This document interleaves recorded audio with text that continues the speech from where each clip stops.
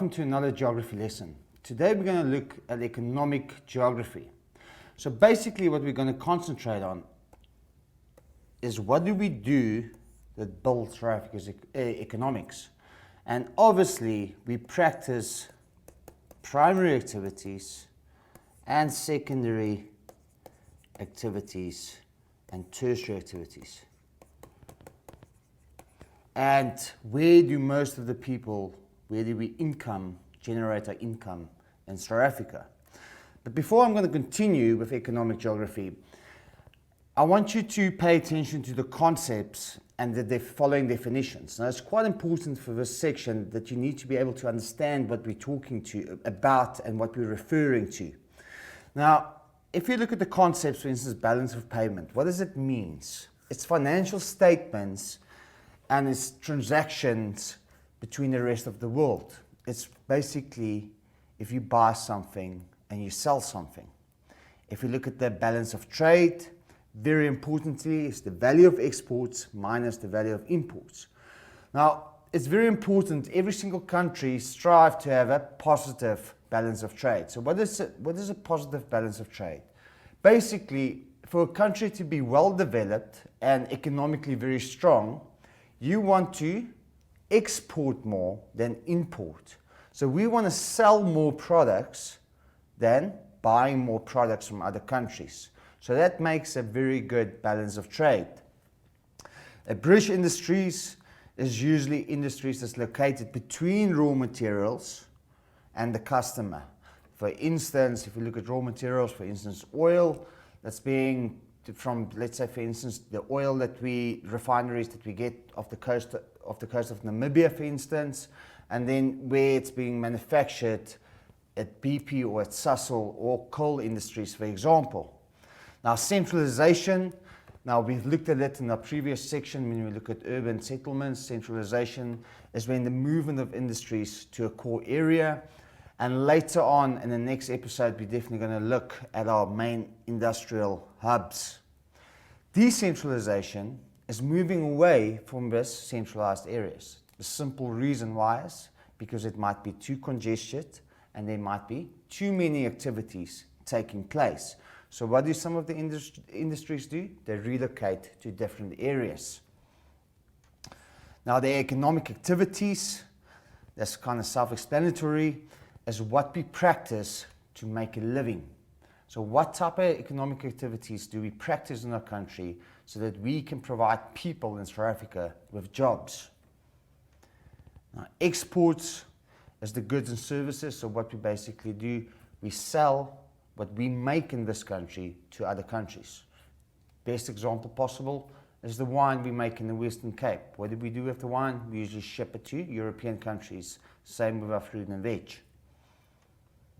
Now, a favorable trade balance, like I've mentioned, is when our exports exceeds the imports. Is when we sell more products to other countries that we buy from other countries. So that's what we want to do. We rather want to sell more, we want to manufacture in our country, and then we want to sell it to other countries. Unfortunately, in South Africa, what we basically do is we take that raw material and we ship it off to China, and then we buy it back. So in the perfect world, to be a developed country, we take our raw materials, we manufacture it, and then we sell it. Instead, what do? We ship the raw materials off to China, to other countries, and then we buy back the final product. Now, food insecurity and food security we did discuss in the previous lessons, but if you quickly look at the definitions for it, food insecurity means that you don't have your daily calorie intake. You don't have enough food to survive for a healthy and productive life. Food security is when you do have enough food and you can have a healthy and productive lifestyle. Now, if you look at the following concept, Footloose Industries. Now, basically, this is an industry or business. It doesn't matter. It doesn't need the site of a location. It doesn't require water, resources, or transport. It can be anywhere. For instance, computer chip manufacturing or diamond processing. It can be anywhere.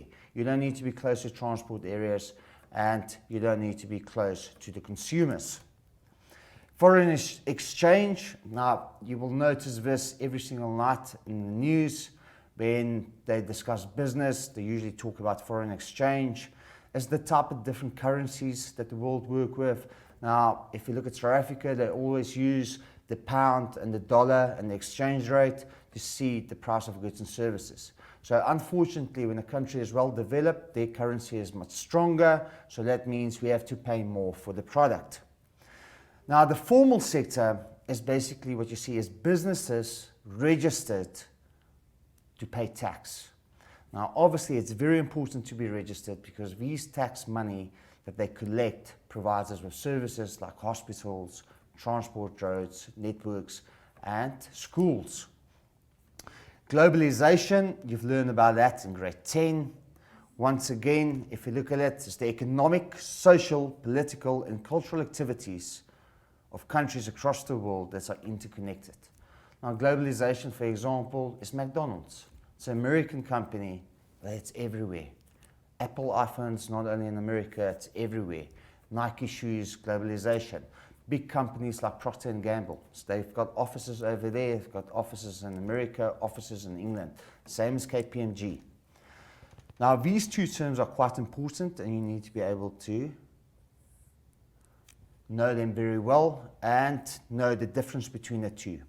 The GDP is all the goods and services produced within the borders of a country.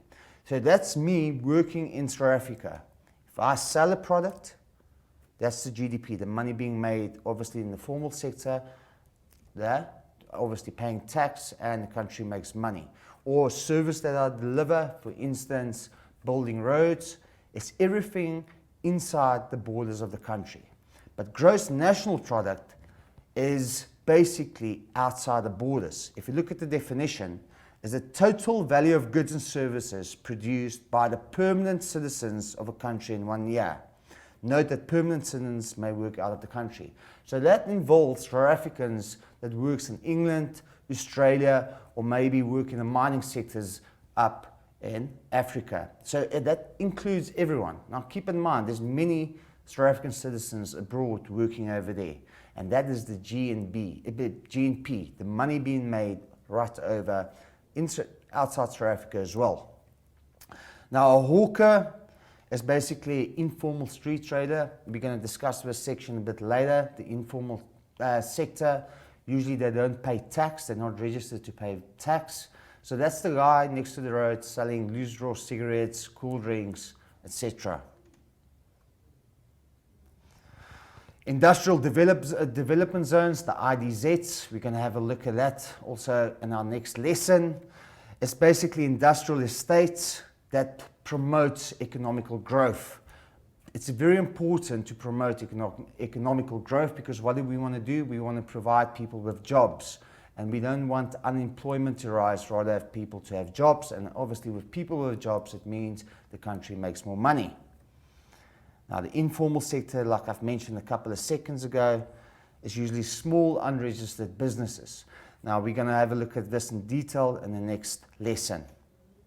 Infrastructure, this is transport networks, roads, railways, services like electricity, water and sewage. We need this. That's the reason we pay tax.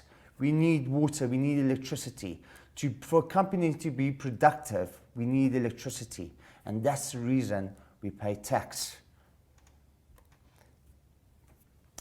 Now, we've looked at this before, the primary activities, and we're going to discuss this economic activities. That's farming, fishing, and mining. South Africa's two main primary activities is mining and farming, can be livestock or crops. Quaternary activities deals with research and information. If you look at secondary activities, we discussed it in the previous section as well. It's basically where manufacturing and processing is taking place. Now we've got different sets of labor in South Africa. Our first one is a semi-skilled worker, usually just do routine tasks.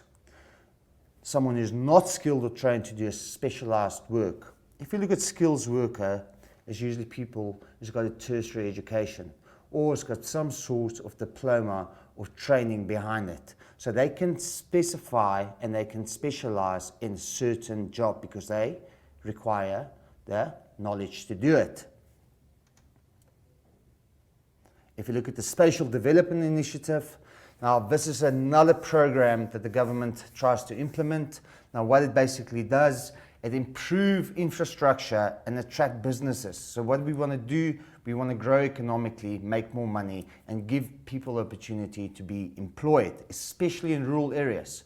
Because what happens, we looked at it, what happens in the rural areas, everyone moves to the urban areas. And we want to stop this migration taking place. So we need to come up with initiatives to keep people in rural areas and how people can make money over there.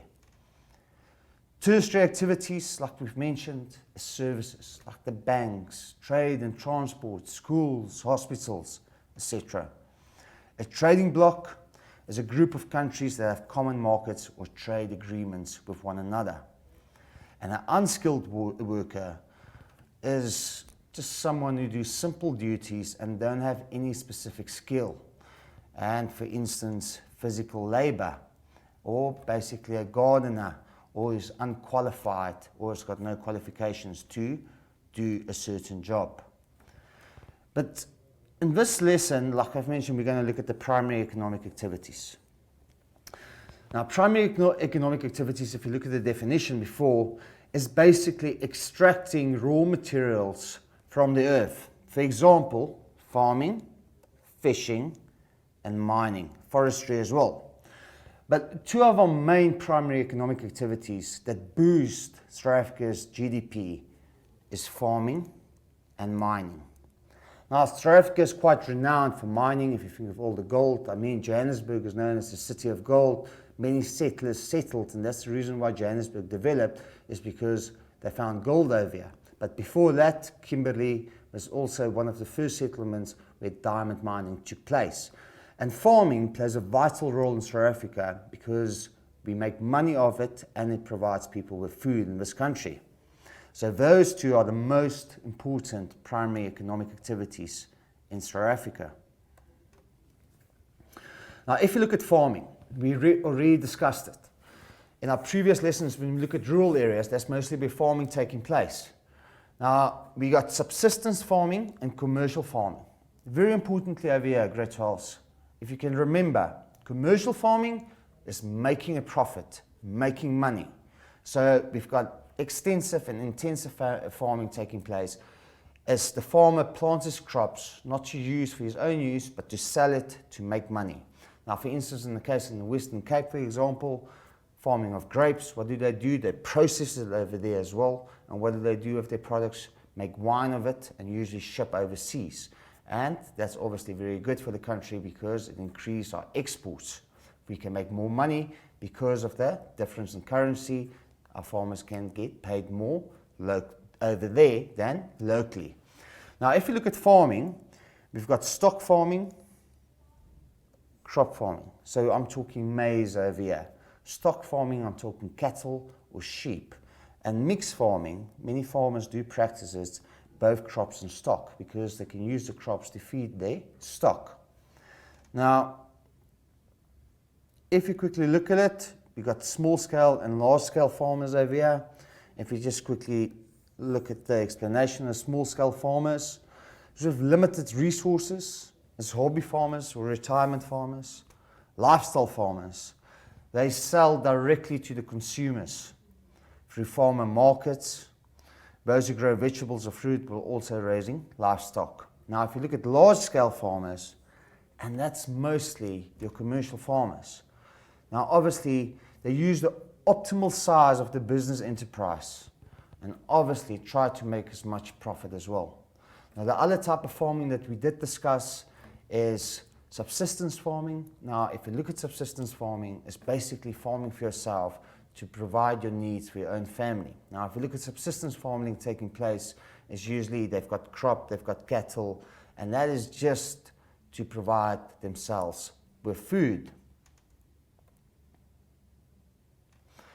Now, in South Africa, we've got a couple of factors that helps us promoting farming in South Africa. And the reason why I'm saying promoting is because it provides an income for people and it provides for the people to be productive and profitable. Now, if you look at the first one, all of us do need to eat. So there's a very high demand, means people need these products to stay alive. And it's so much better if we can do it locally than have to import food from different areas. So there's a massive demand for farming products. Everyone needs it in their lives. Either you're a vegetarian or not, you need the crops that our farmers farm. So it doesn't matter, it will always be profitable because people need to eat. Now, so if you look at it, farmers' profit rise when they can sell for a higher price to overseas markets, like I explained it to you, especially the wine industry.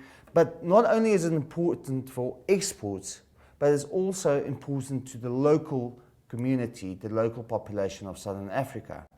Now, if you look at the wine industry, for example, many people, for instance, the farmers that farm their grapes over there, what do they do with the grapes? They basically process it, change it into wine, and sell it for a higher price, for instance, in European countries like England. And if you look at the exchange rate, for example, £1 is almost 18 Rand. So that farmer makes more money, and because it's a formal business, it means the GDP increases, and it means our country makes more money. After the break, we're going to continue with factors promoting farming.